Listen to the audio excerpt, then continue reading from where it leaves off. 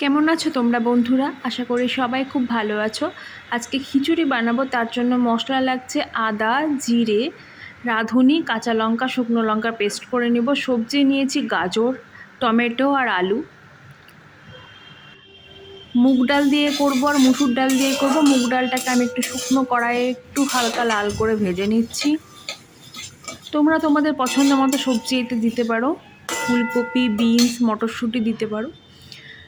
ভেজে আমি ডালটা উঠিয়ে নিয়েছি। কড়াইয়ে সর্ষের তেল দিয়ে দিয়েছি। ফোড়নে দিচ্ছি শুকনো লঙ্কা, দুটো তেজপাতা আর অল্প গোটা জিরে। এবার সবজিগুলো দিয়ে ভালো করে ভেজে নেব।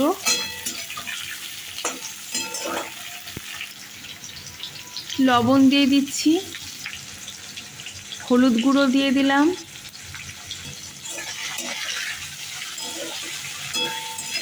দেখো ভালো করে ভেজে নিচ্ছি।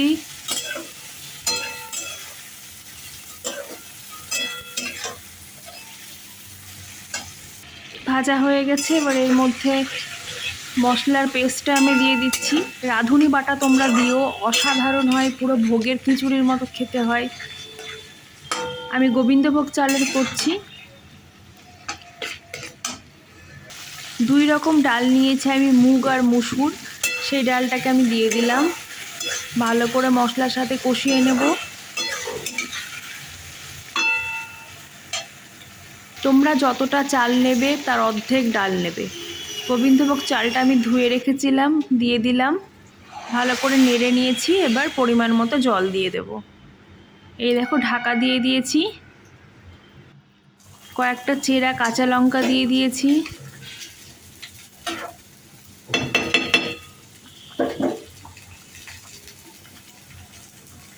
বৃষ্টি ছিল তাই মনে হলো একটু খিচুড়ি করি, আর আমি খিচুড়ি করলে বেশিরভাগ গোবিন্দভোগ চালেরই করে থাকি। গরম মশলা ছড়িয়ে দিলাম আর ওপর থেকে দিয়ে দেব এবার ঘি। দেখো ঘি ছড়িয়ে দিচ্ছি। এটা খুব সুন্দর হয় খেতে। তোমরা বিভিন্ন ভাজার সঙ্গে খেয়েও খুব ভালো লাগবে।